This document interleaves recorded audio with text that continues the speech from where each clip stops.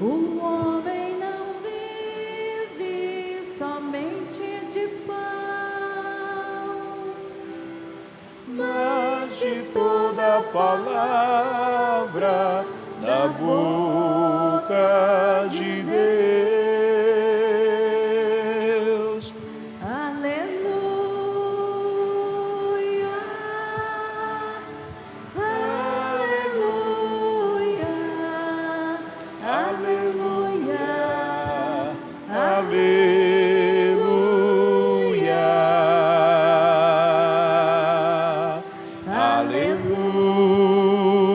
aleluia, aleluia, aleluia, Aleluia. O Senhor esteja convosco. Proclamação do Evangelho de nosso Senhor e Salvador Jesus Cristo, segundo Marcos. Naquele tempo, Jesus saiu da sinagoga e foi com Tiago e João para a casa de Simão e André. A sogra de Simão estava de cama, com febre, e eles logo contaram a Jesus. E ele se aproximou, segurou sua mão e ajudou-a a levantar-se. Então a febre desapareceu, e ela começou a servi-los. À tarde, depois do pôr do sol, levaram a Jesus todos os doentes e os possuídos pelo demônio. A cidade inteira se reuniu em frente da casa. Jesus curou muitas pessoas de diversas doenças e expulsou muitos demônios. E não deixava que os demônios falassem, pois sabiam quem ele era. De madrugada, quando ainda estava escuro, Jesus se levantou e foi rezar num lugar deserto. Simão e seus companheiros foram à procura de Jesus. Quando o encontraram, disseram: "Todos estão te procurando." Jesus respondeu: "Vamos a outros lugares, às aldeias da redondeza. Devo pregar também ali, pois foi para isso que eu vim." E andava por toda a Galiléia, pregando em suas sinagogas e expulsando os demônios. Palavra da salvação. Caríssimos filhos e filhas, querida comunidade, a liturgia de hoje, neste quinto domingo do tempo comum, mostra para nós como Deus nos trata na pessoa de seu Filho único, nosso Senhor e Salvador Jesus Cristo. Então Deus vai mostrar a liturgia, o Evangelho, as leituras, que Deus não é indiferente a nós. Ele é um Deus que se aproxima de nós, por meio de nosso Senhor e Salvador Jesus Cristo, tal como celebramos o Natal. Então, para que possa ficar bem clara a nossa conversa, nossa homilia, vamos nos servir do versículo 31 do Santo Evangelho, Marcos 1, versículo 31. Vamos ler juntos e a partir daqui o padre conversa melhor com vocês. Leia com o padre. E ele...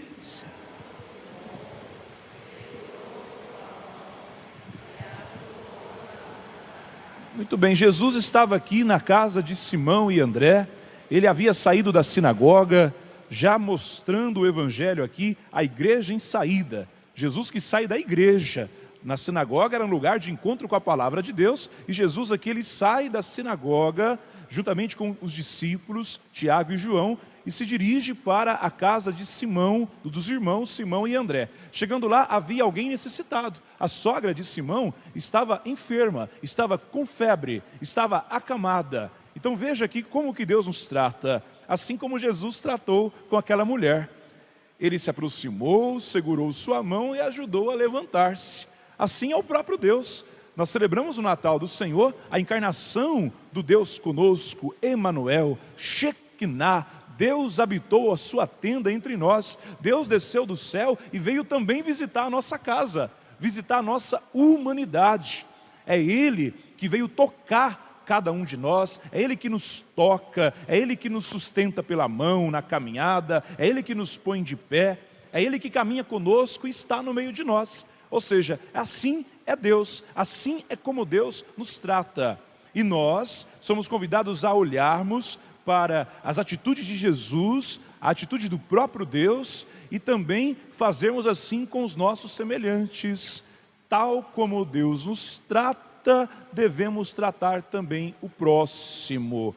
A atitude de Jesus, ela é um espelho para o discípulo cristão, o discípulo missionário. Haja vista que a palavra cristão significa nada mais, nada menos que outro Cristo. Então, quando você diz, eu sou cristão, então, na verdade, você tem também que assumir essa responsabilidade para você. Essa missão, essa responsabilidade que recebemos no batismo. No dia do nosso batismo, nos unimos a Cristo Jesus. E a missão dele passou a ser a nossa missão. Eu me faço entender, minha gente, sim ou não?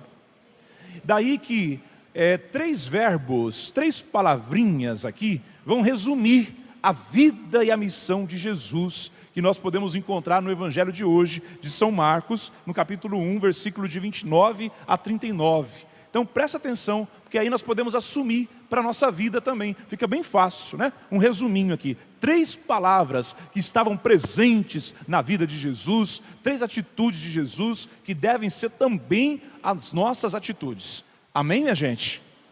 3 palavras, repita com o padre bem forte. Põe volume na voz, para você guardar no coração, tá? Primeira palavra, curar, rezar, anunciar. Repita para você gravar, tá? Curar, rezar, anunciar. Jesus, ele fez tudo isso. Curou. Se você vê no Evangelho, Jesus curou a sogra de Pedro, não é? A febre a deixou imediatamente quando ele tocou nela, quando ele ajudou ela a se levantar. Depois Jesus saiu de lá e levaram, aliás, lá mesmo, levaram a Jesus muitos doentes, possuídos pelo demônio. Jesus saiu de lá e ainda começou a curar muitas pessoas, expulsar o mal da vida das pessoas. Traduzindo, ele fez o bem. Então curar aqui significa fazer o bem. Nós cristãos, não é? Nós batizados que estamos unidos a Cristo, também precisamos fazer o bem. Na nossa casa, na nossa família, na realidade que nos cerca, na nossa cidade, no nosso serviço, na faculdade, na escola. Fazer o bem sempre. Amar, servir, sem esperar recompensa, sem esperar reconhecimento de ninguém.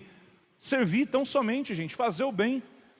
Olha, nós cristãos não podemos deixar, presta bem atenção que o padre vai dizer, nós cristãos não podemos deixar que alguém se aproxime de nós e saia de perto de nós sem que nós tivéssemos feito bem a alguém, a essa pessoa. Ninguém pode sair de perto de nós sem experimentar o bem. Lá em Filipenses capítulo 4, versículo 5, inclusive nós rezamos com os jovens hoje, Filipenses 4, 5, né? Rezamos hoje, lá em Piacatu. O que está dizendo lá? Que a vossa bondade seja conhecida por todos. Deus está dando essa ordem na palavra, Filipenses 4, 5. Que a vossa bondade seja conhecida por todos. Precisamos fazer o bem, e o bem está dentro de nós. Por quê? Nós somos a imagem e semelhança de Deus. Nós podemos amar. O catecismo da igreja vai dizer que o homem é capaz de amar. Por quê? Porque nós somos feitos à sua imagem e semelhança. O bem está dentro de nós. Foi o homem que escolheu ser mal. Ninguém nasce mal. Todo mundo nasce bom. Todo mundo nasce à imagem e semelhança de Deus. Mas o homem decide ser mal. O homem fica cultivando maus sentimentos no seu coração. E aí se desvia do plano de Deus. Desvirtua do plano de Deus, da vontade de Deus. Então nós precisamos curar. Tem muito, e às vezes o triste, gente, o triste, que tem muito cristão que faz o mal. Diz que é cristão, na verdade, né? Diz que é católico, faz o mal, sabe? Diz que é católico e julga. Diz que é católico, faz fofoca. Aqui não tem isso, né?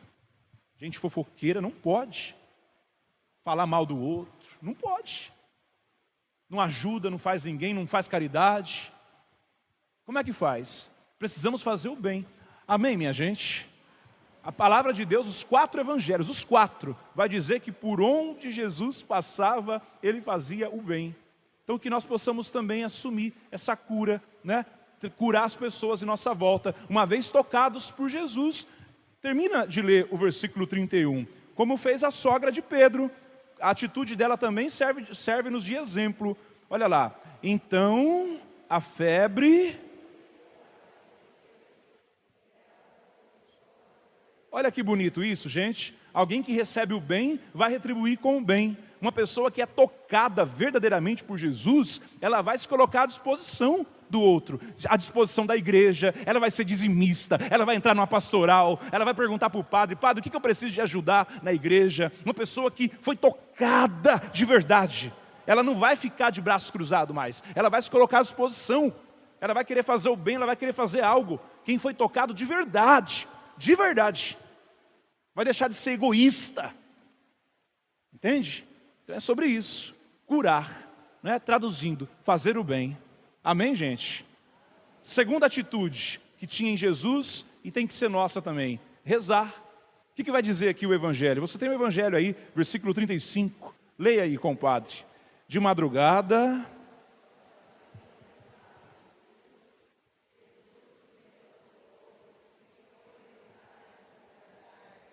então Jesus rezou, gente, para nos dar o exemplo. A oração é o diálogo entre Deus e o homem. Quando Jesus rezava, porque você vai falar assim, mas Jesus era Deus. Sim, Ele era Deus, mas Ele viveu como filho. Ele assumiu a sua condição filial. Quando Jesus se colocava para rezar, Ele se colocava numa atitude filial com o Pai. E nós somos filhos também pelo batismo que recebemos. Filhos adotivos, mas nós somos. Deus nos adotou como filhos. E você, se relaciona com o Pai? Como vai a sua oração? Ai, padre, olha, eu trabalho, eu caminho, eu faço academia, eu faço natação rezando, eu vou cozinhando rezando. Amém, mas tem que parar. Não adianta você querer enganar. Não adianta, meu irmão. Tem que parar. A sua oração tem que ter qualidade. Você tem que se relacionar com Deus. Hoje nós fizemos uma experiência bonita no grupo jovem, não é? Senta aqui, Deus. Não foi isso que a gente fez lá? Senta aqui, Deus. Eu vou falar com o Senhor. E os jovens se colocaram à disposição de Jesus. Jesus estava do lado deles. É isso. Tem que falar assim, senta aqui, Jesus, na minha cama.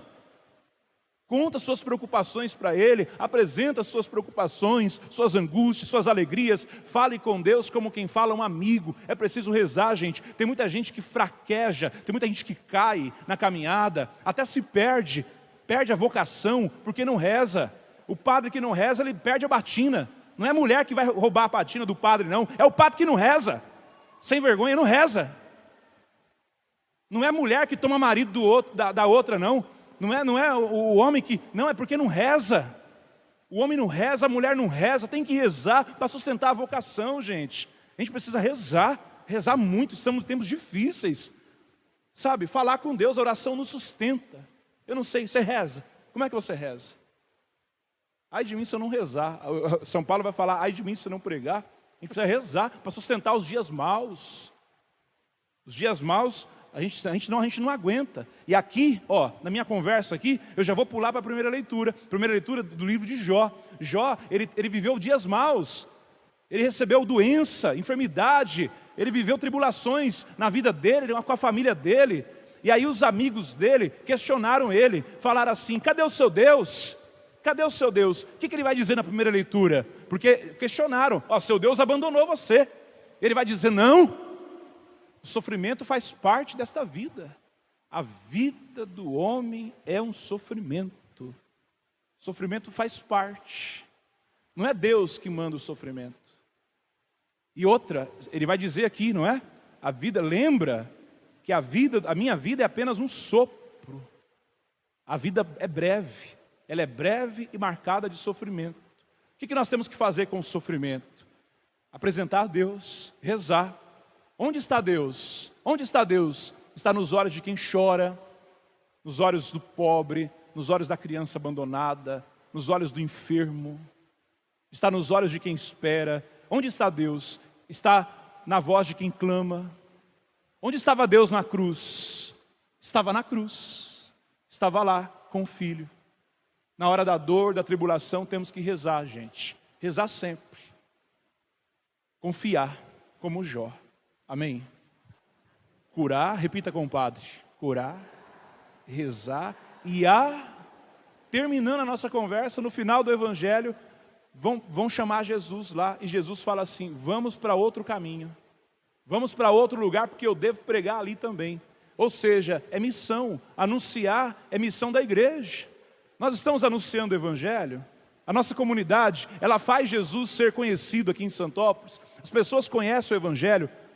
Elas sabem da nossa fé. Nós propagamos a nossa fé. Nós somos mornos. Nós temos vergonha de Deus. Vergonha de falar de Deus.